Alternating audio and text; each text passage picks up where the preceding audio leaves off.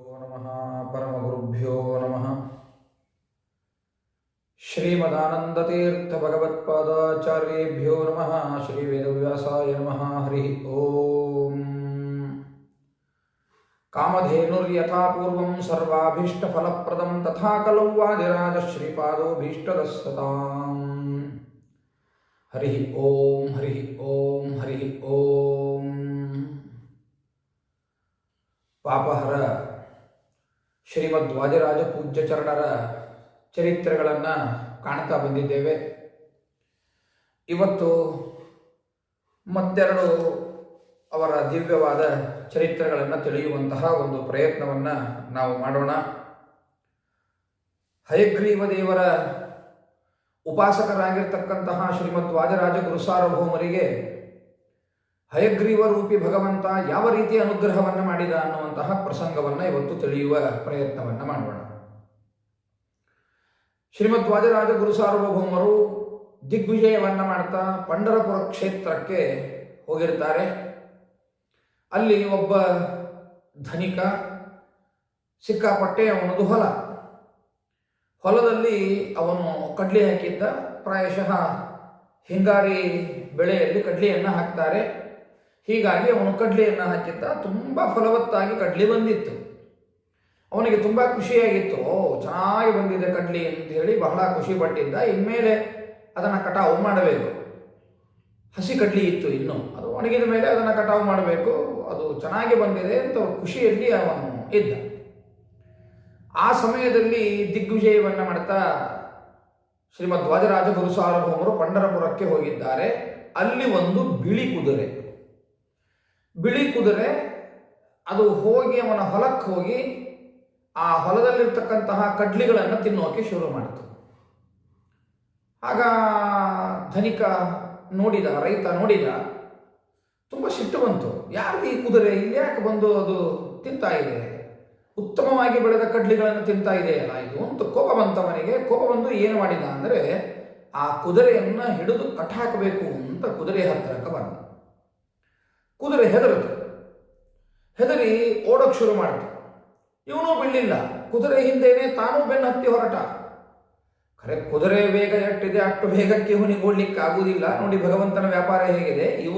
ಇವನಿಗೆ ಓಡಲಿಕ್ಕೆ ಎಷ್ಟು ಶಕ್ತಿ ಇದೆ ಅಷ್ಟೇ ಶಕ್ತಿಯಲ್ಲಿ ಆ ಕುದುರೆ ಓಡ್ತು ಅಂತ ಅರ್ಥ. ಅದು ಕುದುರೆ ಓಡಿದ್ರೆ ಹಿಂದೆನೆ ಓಡಿ ಹೋದ ಅಂತಂದ್ರೆ ಕುದುರೆ ಎಷ್ಟು ವೇಗವಾಗಿ ಓಡ್ತೋ ಅಷ್ಟು ಆ ಧನಿಕ ಓಡಿದ ಅಂತ ಅರ್ಥ ಅಲ್ಲ. ಆ ಗೃಹಸ್ಥ, ಆ ಯಜಮಾನ ಓಡಿದ ಅಂತ ಅರ್ಥ ಅಲ್ಲ. ಅದರ ಅಭಿಪ್ರಾಯ ಏನು ಅಂದರೆ ಇವನಿಗೆ ಓಡ್ಲಿಕ್ಕೆ ಎಷ್ಟು ಶಕ್ತಿ ಇದೆ ಅಷ್ಟೇ ಶಕ್ತಿಯಲ್ಲಿ ಕುದುರೆ ಓಡಿತ್ತು ಅಂತ ಅರ್ಥ. ಸರಿ, ಅಂತೂ ಕುದುರೆ ಓಡ್ತಾ ಹೋತು. ಇವನು ಬೆನ್ನು ಹತ್ತಿ ಹೋದ. ಕುದುರೆ ಶ್ರೀಮಠದೊಳಗೆ ಬಂತು. ಬಂದು ಕೂಡ ಇವನಿಗೆ ಆಶ್ಚರ್ಯ ಆಯಿತು. ಇದು ಮಠ, ಇಲ್ಲಿ ಸ್ವಾಮಿಗಳು ಬಂದಿದ್ದಾರೆ, ಇದು ಸ್ವಾಮಿಗಳ ಬಿಡಾರ, ಇಲ್ಲಿ ಯಾಕೆ ಕುದುರೆ ಇರ್ತದೆ ಅಂತ ಆಶ್ಚರ್ಯ. ಓಹೋ, ಕುದುರೆ ಅವರು ಕಟ್ಟಿರಬಹುದು, ಇವರು ಮಠದ ಕುದುರೆ ನಮ್ಮ ಹೊಲದಲ್ಲಿ ಬಂದು ತಿಂತಾ ಇದೆ ಅಂತ ಯೋಚನೆ ಮಾಡಿಕೊಂಡ. ಸಿಟ್ಟು ಬಂದಿತ್ತು ಅವನಿಗೆ.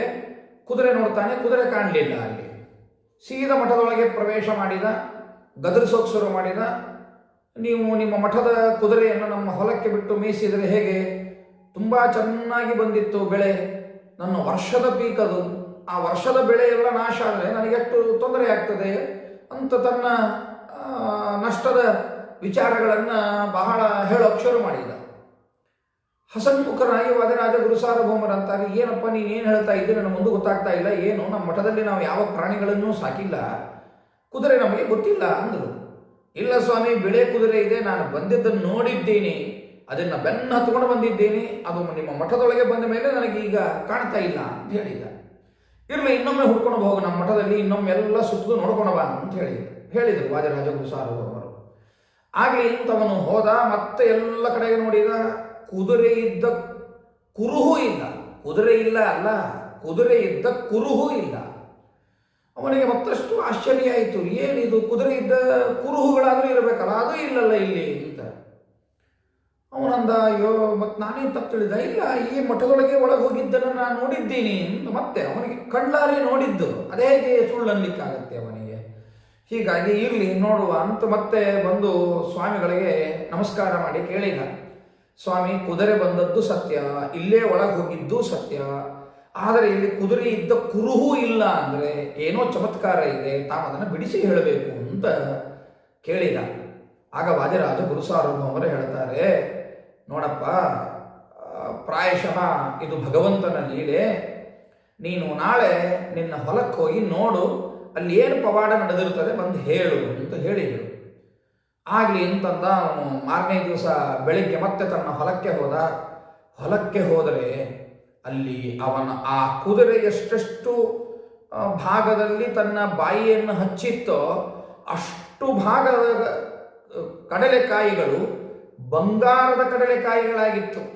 ಅದೆಷ್ಟು ಪ್ರಾಂತ ಓಡಾಡಿ ಕಚ್ಚಿತ್ತಲ್ಲ ಅಷ್ಟು ಭಾಗಗಳಲ್ಲೆಲ್ಲ ಪೂರ್ತಿಯಾಗಿ ಬಂಗಾರದ ಕಡಲೆಗಳಾಗಿತ್ತು. ಅದನ್ನು ನೋಡಿ ಅವನಿಗೆ ಪರಮಾಶ್ಚರ್ಯವಾಗಿದೆ.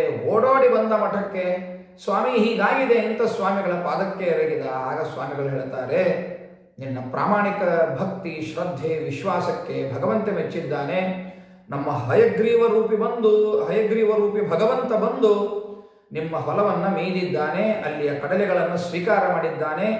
ಅದಕ್ಕಾಗಿ ನಿಮಗೆ ಅನುಗ್ರಹ ಮಾಡಲಿಕ್ಕಾಗಿ ಅಂತ ಆ ಬಂಗಾರದ ಕಡಲೆಗಳನ್ನು ನಿರ್ಮಾಣ ಮಾಡಿದ್ದಾನೆ ಭಗವಂತ ಅಂತ ಹೇಳಿದಾಗ ಅವನಿಗೆ ಬಹಳ ಖುಷಿಯಾಗಿದೆ. ಈ ಗದ್ದೆಯನ್ನು ನೀವೇ ತಕ್ಕೊಳ್ಳಿ ಸ್ವಾಮಿ ಅಂತ ಅವರಿಗೆ ಸಮರ್ಪಣೆ ಮಾಡುವಂತಹ ಬುದ್ಧಿಯನ್ನು ಹೊಂದಿದ್ದಾನೆ. ಆಗ ಅವನಿಗೆ ಸಮಾಧಾನ ಮಾಡ್ತಾರೆ. ಹಾಗೆಲ್ಲ ಏನಿಲ್ಲಪ್ಪ, ಬೇಡ, ನಾವು ವಿರಕ್ತರು ಅಂತ ಹೇಳಿದ್ದಾರೆ. ಅದರ ಕೃತಜ್ಞತಾಪೂರ್ವಕವಾಗಿ ಇತ್ತೀಚಿನವರೆಗೂ ಕೂಡ ಆ ಹೊಲದಿಂದಲೇ ವಾದಿರಾಜ ಗುರುಸಾರ್ವಭೌಮರ ಮಠಕ್ಕೆ ಕಡಲೆ ಬರ್ತಿತ್ತು ಅಂತ ಅನ್ನೋದನ್ನು ನಾನು ಪ್ರಾಚೀನರಿಂದ ಆ ಕಥೆಯನ್ನು ಕೇಳಿದ್ದೇನೆ. ನಾನು ಹಿಂದೆ ಆ ಸೋದೆಗೆ ಹೋಗಿ ಬಹಳ ಪ್ರತಿ ವರ್ಷ ಸೋದೆ ದರ್ಶನವನ್ನು ಬಿಡ್ತಾನೇ ಇರಲಿಲ್ಲ.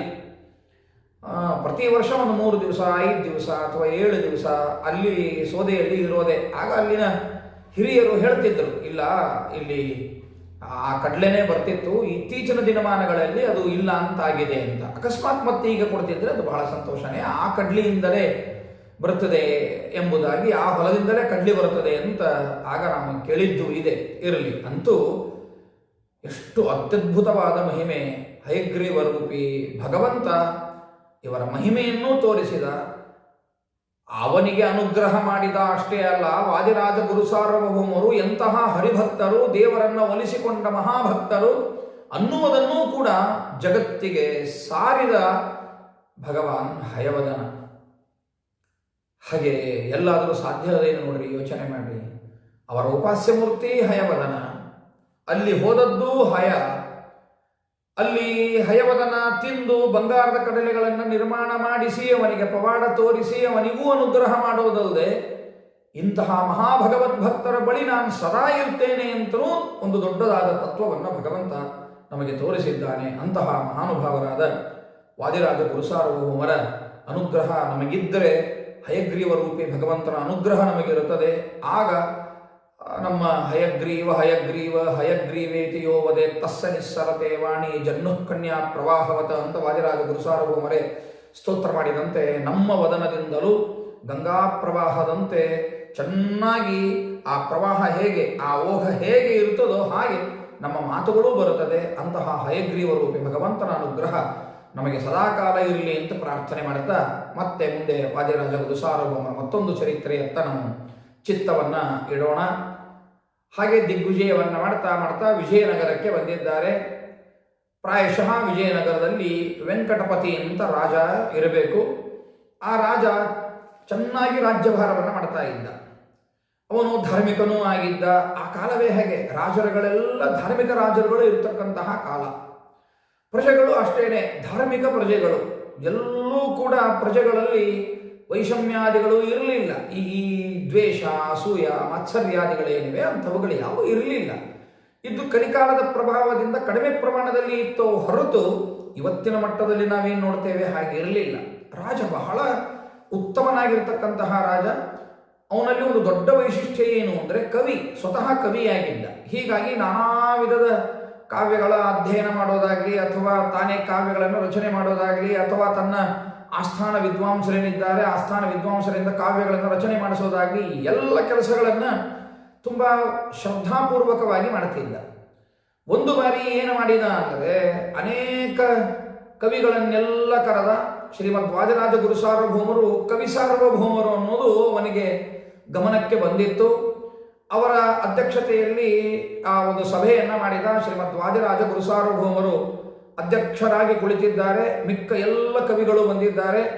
ನಾನಾ ವಿಧದ ವಿಷಯಗಳಲ್ಲಿ ಕವಿತ್ವವನ್ನು ಪಡೆದ ಮಹಾ ವಿದ್ವಾಂಸರವರಲ್ಲ.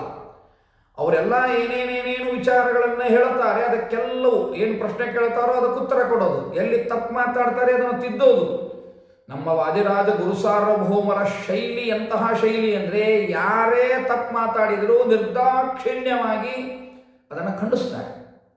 ಇದು ತಪ್ಪು ಅಂತ ತಿಳಿಸ್ತಾರೆ. ತಿಳಿಸಬೇಕಾದರೆ ಅವರ ಕ್ರಮ ಹೇಗಿದೆ ಅಂದರೆ, ಆ ಯುಕ್ತಿ ಮಲ್ಲಿಕೆ ಮೊದಲಾದ ಗ್ರಂಥಗಳನ್ನು ನೋಡಿದಾಗ ನಮಗೂ ಆ ವಿಷಯ ಅರ್ಥವಾಗ್ತದೆ. ಎಂತಹ ಪರಮಾದ್ಭುತವಾಗಿರ್ತಕ್ಕಂತಹ ಶೈಲಿ ಅಂದರೆ, ತಿದ್ದುವ ಕ್ರಮ ನೇರವಾಗಿ ಚಾಟಿ ಏಟು ಕೊಟ್ಟು ತಿತ್ತಾರೆ, ತಮಾಷೆ ಮಾಡ್ತಾನೂ ತಿತ್ತಾರೆ, ವ್ಯಂಗ್ಯ ಮಾಡಿಯೂ ತಿತ್ತಾರೆ, ಪ್ರಮಾಣಗಳನ್ನು ಕೊಟ್ಟು ತಿತ್ತಾರೆ. ತಿದ್ದಲಿಕ್ಕಾಗಿ ಇಂತಿರುವ ಕ್ರಮಗಳು ಎಷ್ಟಿವೆ ಅಷ್ಟೂ ಕ್ರಮಗಳನ್ನು ಬಳಸಿ ಇದನ್ನಿತ್ತಂ ಅಂತ ನಿರ್ಣಯ ಮಾಡುವಂತಹ ಮಹಾನುಭಾವರು ನಮ್ಮ ಶ್ರೀಮದ್ ವಾದಿರಾಜ ಗುರು ಸಾರ್ವಭೌಮರು. ಹಾಗೇನೆ ಅಲ್ಲೂ ಕೂಡ ಅದೇ ಕ್ರಮದಲ್ಲಿ ತೋರಿಸ್ತಾರೆ. ಯಾರ್ಯಾರು ಏನೇನೋ ಆಕ್ಷೇಪಗಳನ್ನು ಮಾಡ್ತಾರೆ ಅದಕ್ಕೆ ಪ್ರತಿ ಉತ್ತರವನ್ನು ಕೊಡುತ್ತಾರೆ. ಅಷ್ಟೇ ಅಲ್ಲ, ಯಾರ್ಯಾರಿಗೆ ಏನು ತಮಾಷೆ ಮಾಡಿ ಹಾಸ್ಯ ರಸದೊಳಗೆ ಹೇಳ್ತಾ ಇರ್ತಾರೋ ಪ್ರತಿ ಹಾಸ್ಯವನ್ನು ಕೊಡುತ್ತಾರೆ. ಯಾರು ವೀರರಸಗಳಲ್ಲಿ ಬರ್ತಾರೋ ಅವರಿಗೆ ವೀರರಸದಿಂದಲೇ ಉತ್ತರವನ್ನು ಕೊಡುತ್ತಾರೆ.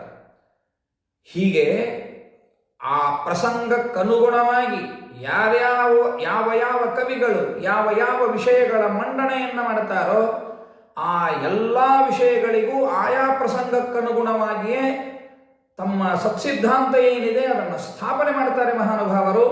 ಅದನ್ನು ನೋಡಿದಾಗ ಇವರ ಅತ್ಯದ್ಭುತವಾದ ಕವಿತ್ವವನ್ನು ಕಂಡ ರಾಜ ಇವರಿಗೆ ಎಲ್ಲ ಪಂಡಿತ ಮಂಡಳಿಗಳ ಸಮ್ಮುಖದಲ್ಲಿ ಪ್ರಸಂಗಾಭರಣ ತೀರ್ಥರು ಅಂತ ಪ್ರಶಸ್ತಿಯನ್ನು ಕೊಡ್ತಾನೆ. ವಜ್ರ ಕನಕಾದಿಗಳಿಂದ ಮುತ್ತು ರತ್ನ ಹವಳಗಳಿಂದ ಅವರಿಗೆ ಕನಕಾಭಿಷೇಕವನ್ನು ಮಾಡುತ್ತಾನೆ. ಅವತ್ತಿನಿಂದ ನಮ್ಮ ರಾಜರು ಪ್ರಸಂಗಾಭರಣ ತೀರ್ಥರು ಅಂತ ಪ್ರಸಿದ್ಧಿಗೆ ಬಂದಿದ್ದಾರೆ. ಯಾವ ಪ್ರಸಂಗಗಳಲ್ಲಿ ಹೇಗೆ ವರ್ತನೆ ಮಾಡಿದರೆ ನಮ್ಮ ಬದುಕು ಸಾರ್ಥಕವಾಗಬೇಕೋ ಅದನ್ನು ಶ್ರೀಮದ್ ವಾದಿರಾಜ ಗುರು ಸಾರ್ವಭೌಮರು ನಮಗೆ ತೋರಿಸಿದ್ದಾರೆ. ಆ ಕ್ರಮದೊಳಗೆ ನಾವು ಇರಬೇಕು. ಆಯಾ ಪ್ರಸಂಗಗಳಲ್ಲಿ ಆ ರೀತಿಯಾದ ವರ್ತನೆ ನಮ್ಮಿಂದ ಆಗಲಿಲ್ಲ ಅಂದರೆ ನಮ್ಮ ಬದುಕು ತೊಂದರೆಗೀಡಾಗ್ತದೆ. ಹಾಗಾಗಬಾರದು ಅಂದರೆ ವಾದಿರಾಜ ಗುರು ಸಾರ್ವಭೌಮರ ಅನುಗ್ರಹ ನಮಗಿರಬೇಕು ಎಂಬ ತತ್ವವನ್ನು ತಿಳಿದು ಈ ಉಪನ್ಯಾಸವನ್ನು ಪರಮಾತ್ಮನ ಪಾದಾರವಿಂದಗಳಲ್ಲಿ ಸಮರ್ಪಣೆಯನ್ನು ಮಾಡೋಣ. ಶ್ರೀಕೃಷ್ಣಾರ್ಪಣಮಸ್ತು, ಮಧ್ವೇಶಾರ್ಪಣಮಸ್ತು. ಮತ್ತೊಮ್ಮೆ ನಮ್ಮ ಶ್ರೀಮದ್ ವಾದಿರಾಜ ಭಕ್ತಕೂಟಕ್ಕೆ ನನ್ನ ಆದರದ ಆಮಂತ್ರಣವನ್ನು ಕೊಡುತ್ತೇನೆ. ಮಾರ್ಚ್ 6 ಶ್ರೀಮದ್ ವಾದಿರಾಜ ಗುರು ಸಾರ್ವಭೌಮರ ಮಧ್ಯಾರಾಧನಾ. ಹಿಂದೆ ಮತ್ತು 3, 4, 5 ಈ ತಾರೀಕುಗಳಲ್ಲಿ ಶ್ರೀ ಸತ್ಯಬೋಧ ತೀರ್ಥ ಶ್ರೀಪಾದಂಗಳವರ ಆರಾಧನಾ ಮಹೋತ್ಸವ ಇರುತ್ತದೆ.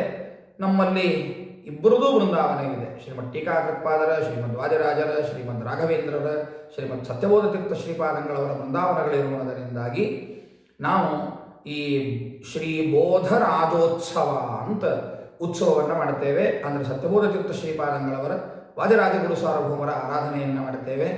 ಈ ಆರಾಧನೆಯ ಕಾರ್ಯಕ್ರಮಕ್ಕೆ ಬೆಳಗ್ಗೆ 8 ಗಂಟೆಯಿಂದ ಕಾರ್ಯಕ್ರಮ ಪ್ರಾರಂಭವಾಗ್ತದೆ, ಸಾಯಂಕಾಲ 5 ಗಂಟೆಯವರೆಗೂ ಇರುತ್ತದೆ. ಹೀಗಾಗಿ ಅವಶ್ಯವಾಗಿ ಸಕಲ ಸದ್ಭಕ್ತರು ನಮ್ಮ ಈ ಕಾಮಧೇನು ಕ್ಷೇತ್ರಕ್ಕೆ ನೀವೆಲ್ಲರೂ ಕೂಡ ಬಂದು ಶ್ರೀ ಸತ್ಯಬೋಧ ತೀರ್ಥ ಶ್ರೀಪಾದಂಗಳವರ ಶ್ರೀಮದ್ ವಾದಿರಾಜ ಗುರು ಸಾರ್ವಭೌಮರ ಅನುಗ್ರಹಕ್ಕೆ ಪಾತ್ರರಾಗಬೇಕು ಅಂತ ತಮ್ಮಲ್ಲಿ ನಾನು ಆದರದ ಆಮಂತ್ರಣವನ್ನು ಕೊಡ್ತೇನೆ. ಶ್ರೀಕೃಷ್ಣಾರ್ಪಣಮಸ್ತು, ಮಧ್ವೇಶಾರ್ಪಣಮಸ್ತು.